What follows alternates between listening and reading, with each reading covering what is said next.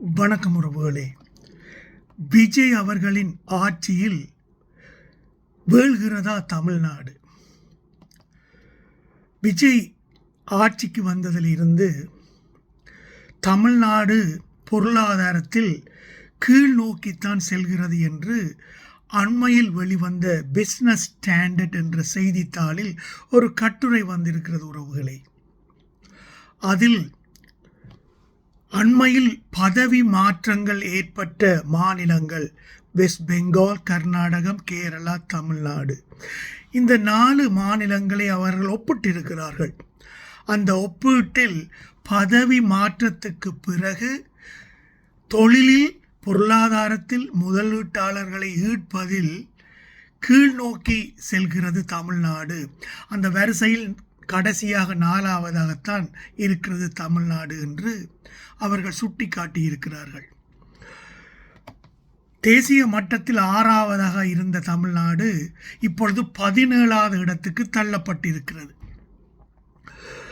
44,000 கோடி இன்வெஸ்ட்மெண்ட்ஸ் வந்து கொண்டிருந்த தமிழ்நாட்டில் இப்பொழுது 11,000 கோடி இன்வெஸ்ட்மெண்ட் தான் இப்பொழுது இன்வெஸ்டர்ஸ் இன்வெஸ்ட் பண்ணுகிறார்களாம். இப்படி இந்த 60 நாட்களில் ஏன் முதலீட்டாளர்கள் நம்பிக்கை இழந்தார்கள் தமிழ்நாட்டின் மீது என்றால், எப்பொழுதுமே முதலீட்டாளர்கள் ஒரு இடத்தில் போய் முதலீடு செய்வார்கள் என்றால் அங்கே அரசியல் ஸ்திரத்தன்மையை பார்ப்பார்கள், பொலிட்டிக்கல் ஸ்டெபிலிட்டி.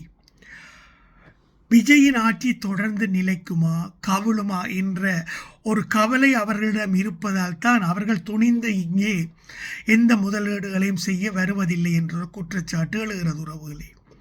அது மட்டுமல்ல, அந்த ஆட்சியாளர்களின் புது policy, infrastructures, corruptions, law and order, இதெல்லாம் பார்த்துத்தான் ஒரு இடத்தில் முதலீட்டாளர்கள் தங்கள் பணத்தை முதலீடு செய்வார்கள். இந்த அடிப்படையில் முதலீட்டாளர்களை ஈர்ப்பதில் தமிழ்நாடு வெற்றி பெறவில்லை என்பதே உண்மை. உங்களுக்கு தெரியும், தொழில்துறை அமைச்சராக இருக்கும் கீர்த்தனா இந்த அமைச்சரின் குவாலிட்டியை பற்றி நான் சொல்ல தேவையில்லை. அவர் ரீல்ஸ் போடுவதிலும் மேக்கப் போடுவதிலுமே தன் டைமை வேஸ்ட் பண்ணுகிறாரே ஒழிய அவருக்கு ஒரு நிறைய விடயங்கள் தெரிந்த ஒரு அமைச்சராக யாரும் அவரை பார்க்கவில்லை உறவுகளே. முதலீட்டாளர்களையே ரீல்ஸ் போட்டுத்தான் அவர் அழைக்கிறார் என்ற நிலையில்தான் அவரது ஸ்டாண்டர்ட் இருக்கிறது. பரந்தூர் விமான நிலையத்தை அமைக்கக்கூடாது என்று போராட்டங்கள். சரி, விஜயின் அரசாங்கமும் அதற்கு எதிர்ப்பு தெரிவிக்கிறது. அப்படி என்றால் மாற்று ஏர்போர்ட் எங்கேயாவது வருகிறதா? ஏனென்றால் மற்ற மாநிலங்களில் எல்லாம் இன்னும் ஒரு ஏர்போர்ட்டுக்கான வேலை திட்டங்கள் எல்லாம் தொடங்கி விட்டார்கள். பரந்தூரை விட்டால் இன்னொரு இடத்தை தேர்ந்தெடுத்து ஒரு ஏர்போர்ட்டை கட்ட வேண்டிய தேவை தமிழ்நாட்டுக்கு இருக்கிறது. அது மட்டுமல்ல, அமைச்சர்களின் குவாலிட்டி. ஜெகதீஸ்வரி என்ற அமைச்சர் ரவுடிசம் பண்ணுகிறார். படத்தில் வார வில்லன் போல கைகாலை உடைத்து விடுவேன் என்று மிரட்டுகிறார். இன்னொரு அமைச்சர் ஸ்ரீநாத், முதல்வரின் நண்பர், அவருக்கு எந்த கேள்விக்குமே பதில் தெரியவில்லை. அதை முதல்வர் சொல்லுவார், அப்புறம் வேறு அமைச்சர்கள் பேசுவார்கள் என்று கடந்து போகிறார். இப்படி அமைச்சர்களின் குவாலிட்டியே சரியில்லை உறவுகளே. அது மட்டுமல்ல, அமைச்சரவை மாற்றங்கள் வரப்போவதாக ஒரு 5 அமைச்சர்கள் மாற்றப்பட போவதாகவும் செய்தி வந்திருக்கிறது. சரி, மாற்றப்பட போகிறவர்கள் எல்லாரும் என்ன கக்கனும் காமராஜருமா வரப்போகிறார்கள்?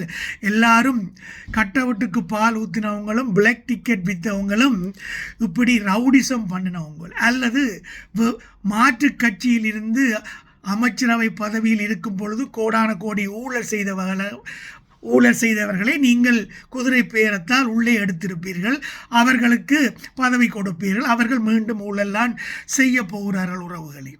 இப்படி எந்த துறையிலும் எந்த ஆங்கிளில் பார்த்தாலும் தாவேக்காவின் ஆட்சி என்பது மற்றவர்களை கவரக்கூடியதாகவோ ஏற்றுக்கொள்ளக்கூடியதாகவோ இல்லை என்பதுதான் உண்மை உறவுகளே. எலக்ட்ரிசிட்டி ப்ராப்ளம் இருக்கிறது, அதுவும் இன்வெஸ்டர்ஸுக்கு ஒரு பிரச்சனை இருக்கிறது. வோல்டேஜ் குறைந்து வருகிறதாம், அதால் அறிவிக்கப்படாத மின்வெட்டு எல்லா இடமும் இருக்கிறது. விவசாயிகளின் வாட்டர் பம்ப் எல்லாம் அடி வாங்குகிறதாம் உறவுகளே. அதனாலே இப்படி 200 யூனிட்டுக்கு ஃப்ரீ என்று சொன்னீர்கள். ஆனால் இப்போ எல்லாருக்கும் போன ஆட்சியில் வந்த கரண்ட் பில்லை விட 2-3 மடங்கு அதிகமாக வந்திருப்பதால் மக்கள் தலையை பித்து கொண்டிருக்கிறார்கள். மிடில் கிளாஸ் மக்கள் கூடி வாழ முடியாத ஒரு நிலைமை உறவுகளை. விலைவாசி எல்லாம் 10-15% உயர்ந்து விட்டது. அரிசி 15-20 ரூபாய் வரை உயர்ந்து விட்டது. மிடில் கிளாஸ் மக்கள் என்றால் தாங்கள் உழைக்கும் உழைப்பில் ஒரு 25-30% சேமிக்கக்கூடியதாக இருந்தால்தான் அவர்களை நாங்கள் மிடில் கிளாஸ் என்று சொல்லுவோம். அப்படிப்பட்ட மக்களுக்கு இன்றைக்கு 1% சேமிப்பை கூட செய்ய இயலாத நிலைமைதான் தமிழ்நாட்டில் இருக்கிறது உறவுகளே. பவர் கட், எல்லா இடமும் பவர் கட். இந்த நிலையில் நீங்கள் உங்களை சுற்றி வைத்திருப்பவர்கள் எல்லாம் தமிழ்நாட்டில் அக்கறை இல்லாத ரெட்டி கூட்டங்களும் வேறு மாநிலத்து ஆக்களையும் தான் வைத்திருக்கிறீர்கள். இந்த நிலையில் நீங்கள் டெல்லியுடன் பேசும் பொழுது அவர்களுக்கு தமிழ்நாட்டு பிரச்சனைகளில் உண்மையான ஈடுபாடு இருக்காது உறவுகளே.